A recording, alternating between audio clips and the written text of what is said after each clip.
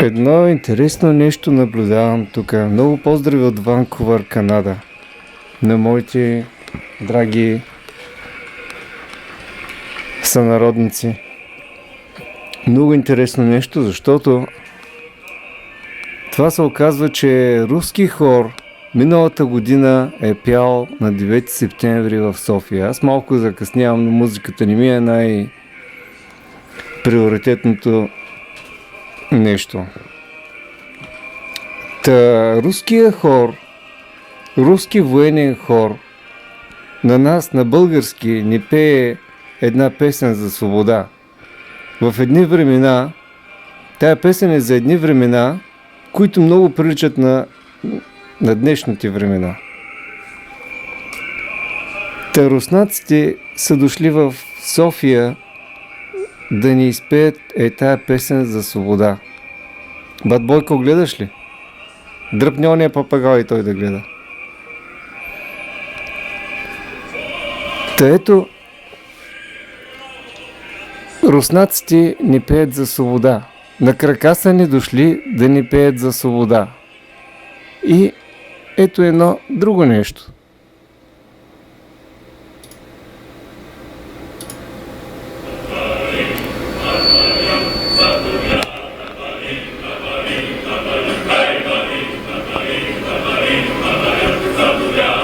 Това е китайски военен хор. Ще се скъса да пее Калинка Мая.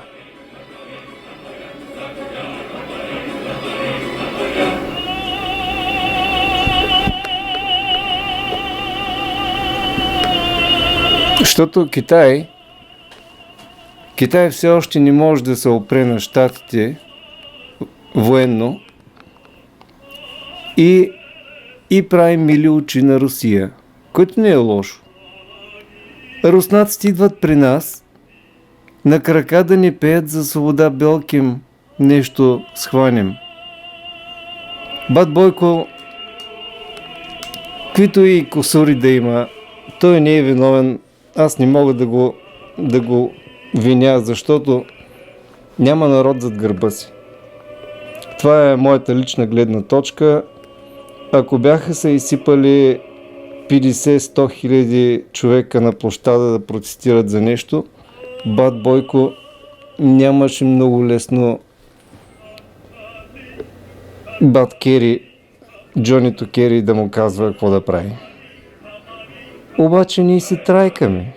Трайкаме си и така ще е. Аз не искам да съм тук във Ванкувър, но сега разбирам защо съм тук във Ванкувър. Защото след 90-те години нас ни взеха една... не знам, вие си го знаете. Ние си го знаем. Аз сега разбирам защо толкова сме се пазили през комунистическо време от капитализма. Затова, защото докарахме до тук дириджето.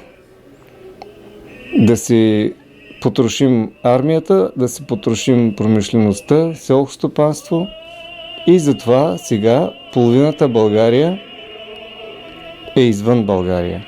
Половината хора на България, половината българи са извън България. Да не говорим за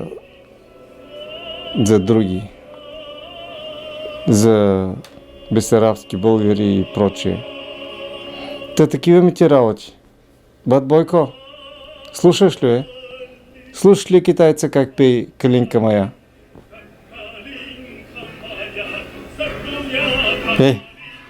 Ли как пее?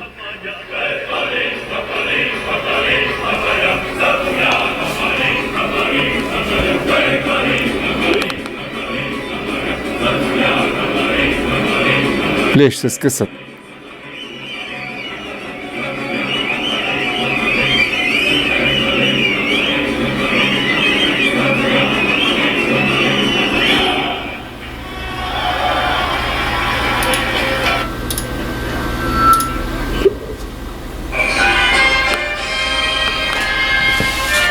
И руския хор на крака ни идва в София да ни пее на ушенци, на български език.